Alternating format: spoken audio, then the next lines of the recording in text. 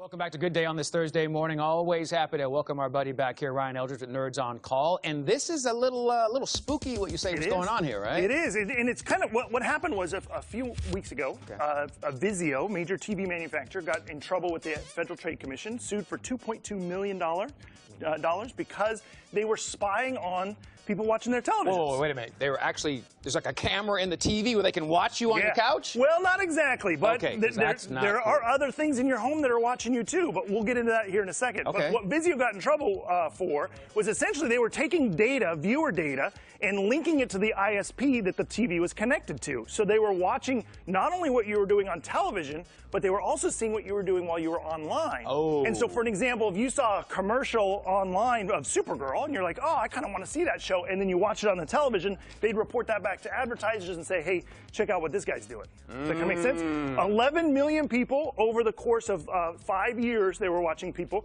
And they got in trouble. Here's the problem. They didn't inform customers what they were doing. When you plugged in the TV to set it up, they gave you a quick splash screen that only lasted for 30 seconds that said that smart interaction is enabled by default. Okay. That was it. That was all your information. And so they didn't explain what they were doing. They didn't explain what the information they were collecting. And they didn't give you really a chance to opt out.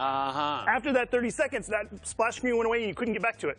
Really? Yeah, isn't that crazy? Sneaky. Vizio's not the only one, though. Samsung got in trouble just a few years ago because they were recording anything you said while you were in the room near the television. So they had a voice prompt of, like, so you could say, hey, Samsung, turn on channel 7 or whatever. Right. Well, they were recording all that stuff, and they were reporting that back to advertisers.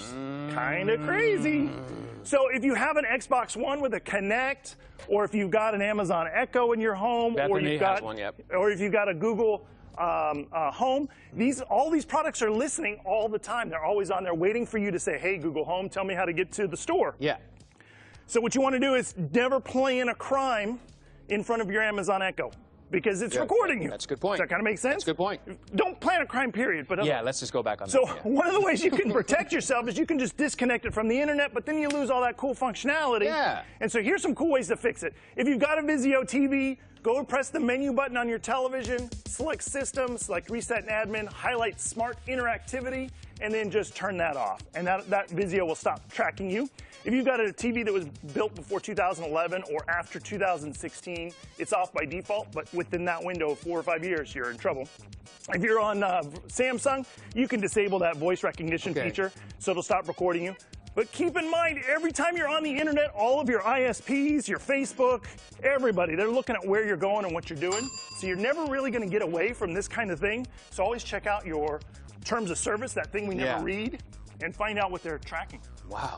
Always good stuff every time we see you, Ryan. Thank you so much, buddy. Appreciate it. Bethany, back to you. Creepy. Very, very creepy. Thanks, guys.